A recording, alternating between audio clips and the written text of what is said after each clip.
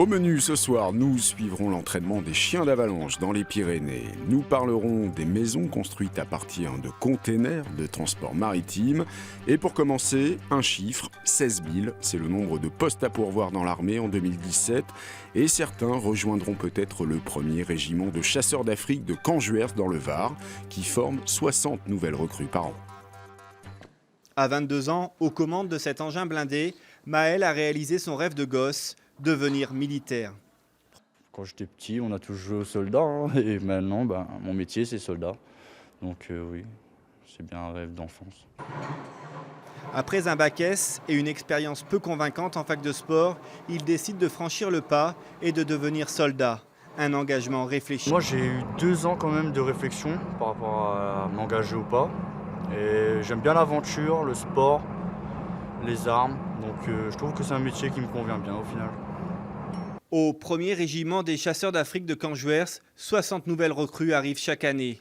Avec les événements qui touchent la France et l'opération Sentinelle, l'armée a besoin de plus en plus de monde, mais dans le même temps, les volontaires sont de plus en plus nombreux. Depuis 1 an et demi, 2 ans, on sent une vraie volonté de s'engager de la part d'une population qui est vraiment très, très diverse, qui vient d'horizons différents, avec des âges différents, des cursus différents et une vraie volonté de s'engager pour servir la patrie.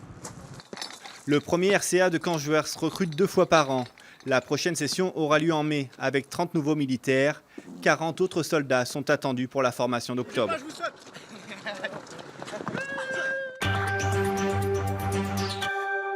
20 à 30% moins cher qu'une maison traditionnelle. De plus en plus de particuliers se laissent tenter par la maison en container. Illustration dans le Tarn avec une entreprise qui s'est spécialisée dans ce nouveau créneau. Totalement démocratisées dans les pays nordiques, les maisons en container débarquent dans le Tarn. Et tout commence comme un jeu de Lego. La seule contrainte qu'on a, c'est une largeur de 2,44, donc une petite largeur, et du coup, on peut les empiler, les mettre côte à côte, et du coup, avoir la surface que l'on souhaite. Cette entreprise de la Garrigue s'est lancée dans ce type de construction il y a 1 an. Sa matière première, elle va la chercher dans les ports français, Le Havre ou Fos-sur-Mer. On récupère des containers H3, donc 2,89 de haut. Donc c'est pour ça qu'on arrive à faire des plafonds à 2,50 comme des maisons traditionnelles. On prépare tout ce qui est découpe pour tout ce qui est menuiserie. Les parois, on arrive à toutes les parois, on les assemble. Après on les amène sur site et après on fait travailler tout ce qui est corps de métier, donc électricien, plombier, plaquiste. Et avec ça, on fait ça. Ici, c'est un logement étudiant de 30 mètres carrés. Difficile d'imaginer que nous sommes dans un container. Sur les hauteurs de Castres, on comprend mieux. Une fois installées, les boîtes sont habillées par un maçon traditionnel, un professionnel convaincu du potentiel de ces constructions. Ça ne remplacera pas tout, mais ça a un gros potentiel dans les années à venir ici, puisqu'on arrive à avoir une RT 2012, être conforme à la réglementation thermique. Et surtout, toujours pareil, l'aspect financier qui est vraiment très intéressant pour le client. Une maison conteneur serait 20 à 30% moins chère qu'une maison traditionnelle, mais son réel avantage, c'est sa rapidité de construction. Seulement 3 semaines pour une habitation de taille moyenne. Ils sont une aide indispensable pour rechercher les victimes d'avalanches. Les chiens de la gendarmerie s'entraînent sans relâche dès les premières neiges. Nous les avons suivis à Barège dans les Hautes-Pyrénées. Ouh, qui s'est trouvé là? Ouais, c'est bien lourd. L'exercice pourrait paraître amusant, pourtant les enjeux de ce stage sont cruciaux. Il s'agit de parfaire la formation des futurs gendarmes de haute montagne, susceptibles d'être mobilisés en cas d'avalanche. Si on ne sait pas comprendre ou lire ce que le chien veut nous montrer, on peut passer à côté d'un indice, d'un élément qui nous dit la personne est là. Une coulée de neige a été déclenchée artificiellement. Des hommes se cachent ensuite sous la neige. L'occasion d'avoir un petit aperçu de ce que peuvent ressentir les victimes d'avalanche. Elles ne peuvent plus bouger, tu vois, même si elles se débattent, elles sentent qu'elles sont prises. Il y en a certaines qui disent qu'elles ne peuvent même plus lever les paupières. Puis c'est au chien guidé par son odorat de faire le travail. Quand vous cherchez avec une sonde, ça prend beaucoup de temps.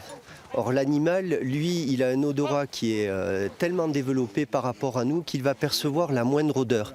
Et surtout, il travaille très très rapidement. C'est vraiment un auxiliaire policier qui va nous permettre d'atteindre les personnes le plus rapidement possible. Et on le sait que c'est vraiment vital puisqu'on n'a guère que 15 minutes pour trouver une personne. Au-delà de ces 15 minutes, se maintenir en vie devient quasiment impossible. À l'issue de ce stage de formation, 4 nouvelles équipes cynophiles viendront garnir les rangs des gendarmes de haute montagne, en attendant un jour de passer de l'exercice à la réalité du terrain.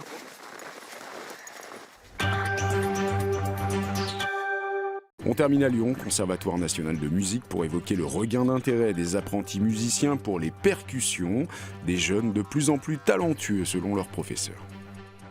C'était il y a une semaine sur France 3. Adélaïde Ferrière et son marimba recevaient la victoire de la révélation instrumentale de l'année, une première pour une percussionniste. Sur la colline de Fourvière, au Conservatoire national de région, la nouvelle a réjoui petits et grands, élèves et professeurs. Ok, alors on va faire juste la même chose et le sol dièse, essaie d'aller le chercher au milieu de la lame, tu vois, pour que ça passe dans les tuyaux. Mélissa a 10 ans, c'est sa 2e année de percussion et elle joue déjà du marimba. Depuis quelques années, le très grand instrument de bois est devenu un peu la vedette des percussions.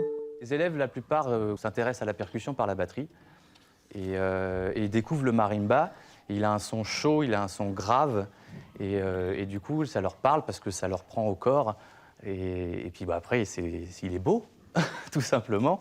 On se rend compte que c'est très vite l'instrument qui plaît le plus. Et voilà ce que ça donne après quelques années d'apprentissage. Zachary a déjà derrière lui 13 années de pratique multiple des percussions et une maîtrise impressionnante du marimba. Et c'est beaucoup plus difficile qu'il n'y paraît. Donc c'est un instrument très grand, donc de 5 octaves, avec des lames assez fines, ce qui du coup, ça arrive assez fréquemment de rater un peu les notes et de se tromper de notes quand on doit, comme ça, changer d'octave, à la différence du piano où les touches sont plus rapprochées et voilà. Marimba, mais aussi vibraphone, congas, chime. La multiplicité des instruments attire de plus en plus les jeunes et le niveau monte. Les jeunes percussionnistes sont de plus en plus talentueux et effectivement, ce qui est hyper intéressant, c'est qu'on commence à les voir arriver sur la scène, je dirais, beaucoup plus grand public que sont les victoires de la musique et qui font que les gens s'intéressent aussi à la percussion. La classe de percussion du conservatoire fourmille de projets. Elle est même partenaire d'une université de musique américaine à Duluth, dans le Minnesota.